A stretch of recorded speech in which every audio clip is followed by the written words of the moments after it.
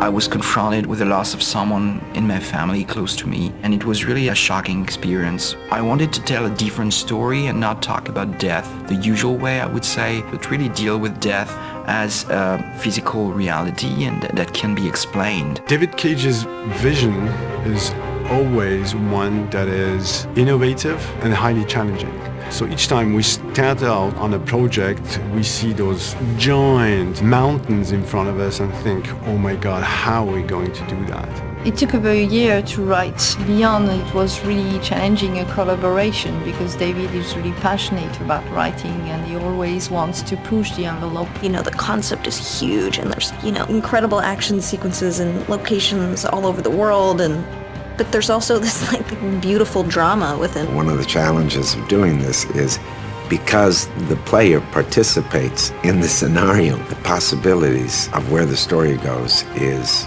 fantastic. We ended up with 2,000 pages document and we realized we had a very big project in our hands that would be very challenging to produce. It was a journey, right? Writing Beyond was a journey by itself. I like being around interesting people that are really innovators and are passionate about what they're doing. And I had that sense in how they approached me and what I saw in the design and how they were talking about how they wanted to shoot. It was strange because it felt so foreign to me, because it sort of felt like jumping off a cliff a little bit. Maybe that's just what I did. I just sort of jumped, I guess. It was exciting. It was exciting in the sense that it was unusual for me. Everything was so unusual. I'm a true gamer. When I got the call that I was going to meet David, I was beside myself. When a project is someone's baby and they put so much time and so much heart into it, you really see it. And this is such a developed story, and this is going to make you feel and have emotion and go through a journey. So it's something I really want to get into. I think that's the other thing that's so exciting about this game is this female protagonist, not a female protagonist who's sorry guys, has big boobs and a tank top, and is running around with a gun. And I feel grateful that I can be involved with playing this female protagonist in this video game. It was really important amount of pages to shoot. In films, usually they shoot about 2 to 3 minutes a day. We had to shoot above 20 minutes. It's been shockingly emotional. You just don't stop. You just go and go and go and go. I've kind of really enjoyed that experience. It's been weirdly kind of freeing. You walk by the performance capture space and it looks so tiny. And you look at that and you say, my God, all that stuff happened in that space today. When I say happened, it happened in your imagination and it happened in your intention. But it's a powerful feeling. It's so amazing that this is what I'm getting to do. I can't sleep at night. I go home and I'm just so excited that I'm coming back tomorrow. There's an aspect of motion capture that really skips to the chase and gets down to something very basic about performing. Go back to bed. With Anne and Willem, it's really like driving a Ferrari in a way. You need to be very precise as the pilot because whatever you ask the car to do, you will get it. But because they're so talented, they will give you something that will be fully consistent with the character and that will really bring something that you didn't think of. The pleasure for me as an actor is not interpreting something. It really is serving someone's vision and then making it my vision. And David, is pretty inspiring. David's awesome to work for. I don't think I realized when I signed up for it just how much of an incredible experience this was going to be as an actor. I mean, I really have nothing other than unbelievable respect for what he's doing, and just for whatever reason, totally just trust him, and just every day, just sort of go for it. Both Anne and Willem came on set with a lot of respect for the project. They really wanted to do the best possible job they could just to serve the project and serve the vision, and I think it's going to make the game much better.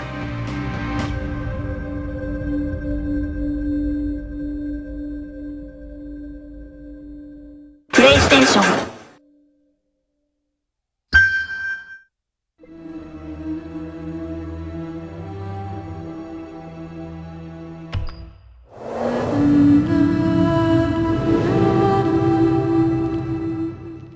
We spent an incredible amount of work on set and character design, because every single detail is crucial to tell this engrossing story. The sets and characters are very diverse, and the story stretches over 15 years. So the challenge for us was to achieve this diversity while keeping an organic look to it all, a visual coherence that makes everything fit together. So we start with a script. It's a really huge Bible describing all the location, the characters and action sequence. We've done some mood boards. It's a kind of mix between many references. It could be picture, drawing, concept art. The artist's concept must give substance to ideas, and our objective is to give everyone a common document that we will share. There is a first shield that I did like this, and then I made many variations to show how it could react to effects.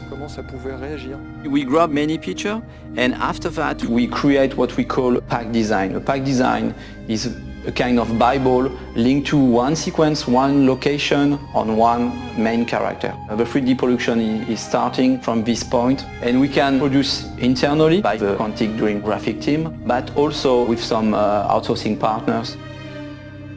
On Beyond, it's quite challenging to design characters because they are based on famous actors.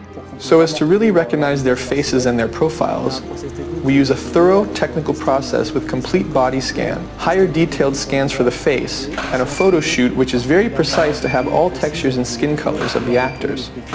We just use the 3D scan as reference because scanning someone is not magic. We go to 3D and start building, sculpting the characters. To work on the character emotion, I really lingered over the expression, the eyes, the mouth, the same places that we look when we speak to someone. On each one of these parts, we could put the camera very close and see the pores of the skin, see that there is texture on the whites of the eyes. Our ability to provide careful attention to each detail enables the gamer to focus on emotion and on the actor performance. Nothing's gonna stop me from seeing her. We produced various effects on characters because they needed to react to all the things they go through. It means underlining their sadness with believable tears when they're in distress. They're back. They're all around me. And injuring them when they get into a fight. These elements had to be visible yet subtle in order to avoid caricature. This required close collaboration with the team in charge of lighting in order to correctly highlight these details. Tell them to leave me the fuck alone, because next time, I'll kill everyone. In scenes with bad weather, or when the character goes through natural elements like a river, we must find the right balance between what visually happens in the background, what happens to the character, and even sometimes what can be visible on the camera lens, for example, water flowing on the screen. What was unique is being able to make Jodie evolve. We can follow her through many years, since childhood.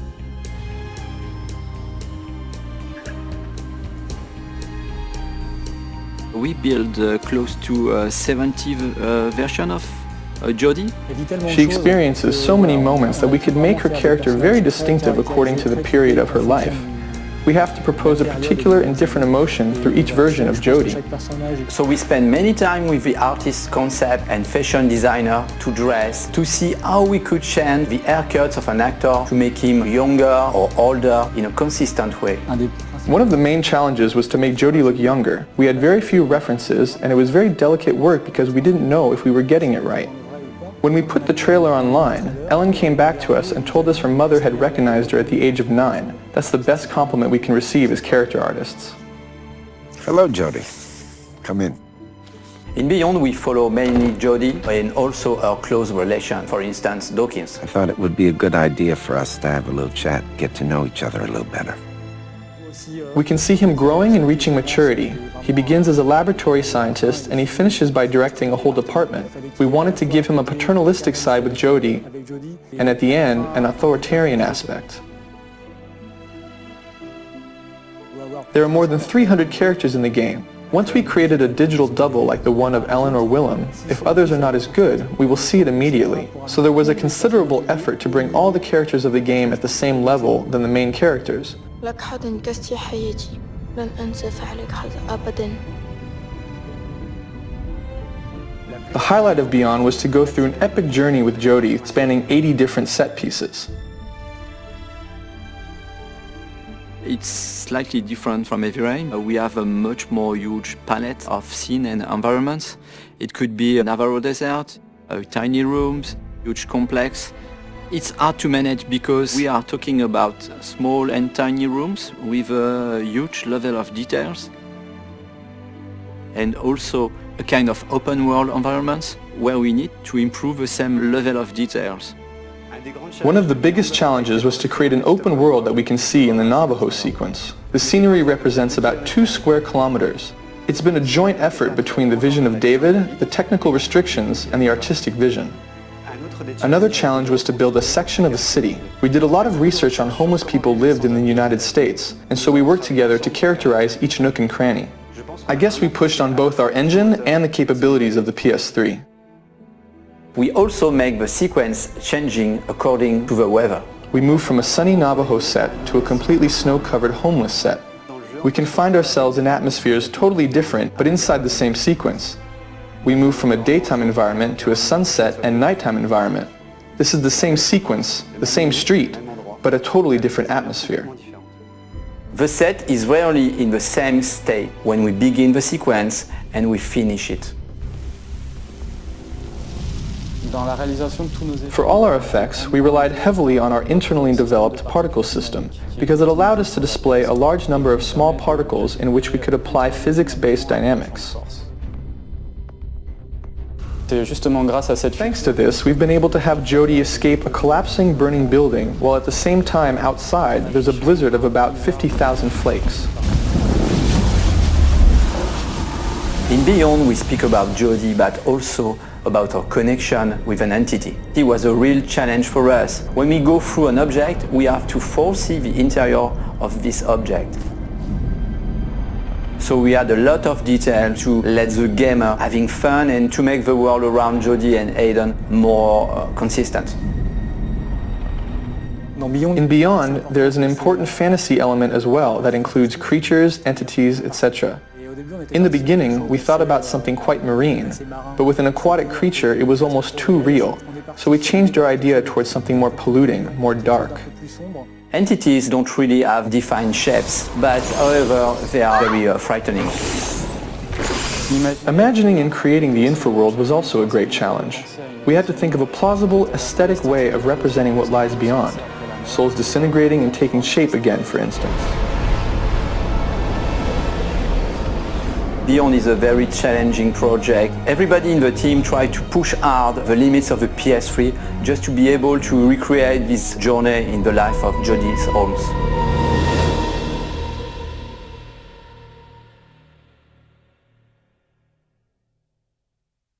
PlayStation.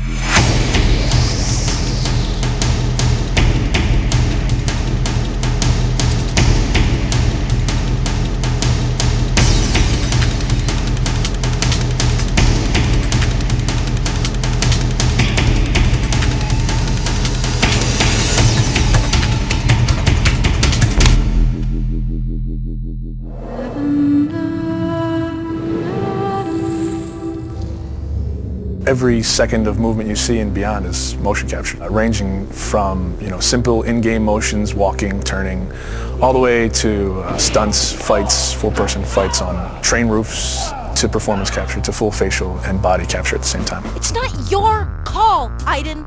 I can do what I want. It is unusual to go in and wear the suit and have these dots on your face, and it's interesting because you're kind of like limited in certain ways, but you're also way more free than when you shoot a movie. I mean, you could kind of do whatever you want. The games we make at Quantic Dream are based in reality. Everything that actually happens in real life has to happen in our game, and the only practical way to get that is to capture the real thing. We have to rebuild the world out of cardboard and tape and foam. We have to make sure it matches what's in the game, and we have to make sure that we can actually capture with it, because there are limitations to motion capture. So we have these very strange props that look really miserable, but they respect exactly the dimensions of the real set in 3D and the game, so all the contacts are fine. We can't use a car door in motion capture because it's shiny and it's really heavy. We can't see through it, so we have to build the approximate of a car door, but it has to at least have some of the real properties of a car door, because just closing a cardboard doesn't play the same as a real car door. You're in a car, and it's this ridiculous looking thing made out of 2x4s with a, steering wheel. I'm a guy that likes to, when I'm going through a casual environment, I like to have my hands in my pocket. Well, your performance capture shoe doesn't have pockets. So we created these Velcro straps that became my pockets that I would have something to put my hands in. It's like pure imagination. Not just the fact that you're, shooting a scene in a submarine. Cool! I was sure you'd love that. Or you're getting briefed about this intense mission that you're about to go on in Somalia. Jamal Sheikh Sharif. Literally, it's like being a 7-year-old with your best friend and you're pretending that the world's gonna end and the bad guys are coming and we have to jump from couch to couch and avoid the lava. I think that's also what makes it challenging, but also really incredible and like raw. Everything becomes kind of bare and essential, but also it's sort of disturbing sometimes. When you're eating in a scene and say we're eating pizza, it's like a little piece of triangle cardboard that, thank God, says pizza on it, or else I would not know what it is. We built the helicopter where there is this very intense dialogue between Jodie and Clayton. So everything was on wheels and we were moving the helicopter. Because I trusted you! Performance capture, it's digital acting. The trickiest part of performance capture is the preparation. It's getting people ready to perform. Depending on how many actors you have, it takes a while to put the 90+ markers on the face. They all have to be placed specifically for them to work right on the rig. So you have 88 dots, these beads all over your face. Not only that, but you got all these hard ball-like Velcro things all over your body as well. It's gonna pose a little bit of a challenge. I mean, All these little balls. oh, fuck! I've got like 10 bruises in my arm. Everything's very refined because they want to have a vocabulary to play with. So you try to be the material. You try to give them as much as you can. In our game, we have dozens of hours of animation. Capturing everything demanded an enormous amount of focus of the team to shoot almost every day during 1 year. And then, of course, treating all this data, bringing it to the character in the game. Nathan? Jodie, where are you? Turn back. The game itself really requires emotion and subtlety, and I think there's no other way to capture all that than the way we're doing it. They rely on each other. We couldn't get this performance without performance capture, and it wouldn't be worth getting unless it was from these people. It's a really great mix of technology and talent.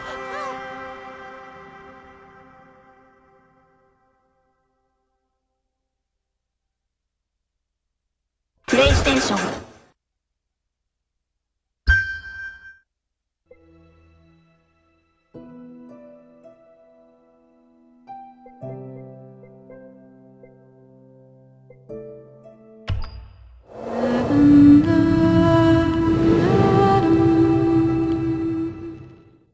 Quantic Dream has always been about creating interactive experiences that have emotion at their core. It's about telling the story of characters and giving the player the possibility through their actions to change the way the story unfolds. When I write my script, I have an idea of how I want the story to be played. So we try to render David's idea into a game and see with him if it matches what he had in mind. In case it doesn't, we go back to the writing stage and keep working until the result perfectly matches David's vision. What we try to do in Beyond is really an intuitive and immersive experience. So we created a very discrete user interface with only white dots on screen and very simple controls. Jodie, where are you? We wanted to revisit the action system and go for something that would be more invisible and more intuitive to the player. We didn't want the interface to be a barrier. We wanted the player to focus on what he's doing on screen and not on how to do it. Ideally, the player will forget that he has a controller in his hand and will just jump into the screen. One of the major revolutions in Beyond is the way Jodie Holmes moves. Depending on the context, depending on your emotional state, you see the character of Jodie moving differently, walking differently, looking around differently. And most importantly, to give the player the feeling he's really in control of the character, he can do almost anything he wants to do. You can talk to other people, interact with objects, and also run, jump, shoot, drive a motorcycle, or even ride a horse. What was really challenging also is that the story goes on for 15 years of Jodie's life. When Jodie's a kid, for instance, you can do different things than when she is a teenager or an adult.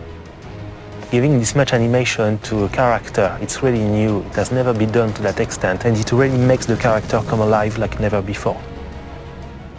We wanted to have these new mechanics with Aiden. I wanted to give this feeling of flying around and going through matter and through walls. So we started making some research on how ghosts would move or even a fish would swim underwater. We thought that using orbs is an interesting approach. It would give us this physicality that we need to interact with matter. It became really something natural to assign them to the two analog sticks and have to play with them, to focus them, or on the opposite, to split them apart. During the process of this production, we made what we call user tests. You just watch people playing and you see where they succeed, where they fail. If a player don't get it right, it's only our fault. So we work very hard to be able to correct it and give the best experience possible. After each user test, it's meeting after meeting just to find the good solution to every single issue the player may have had. I guess what we're looking for with the gameplay is really to find an interface that will allow you to play live. And we try to get closer and closer of the ideal interface where you don't think anymore, you just do it.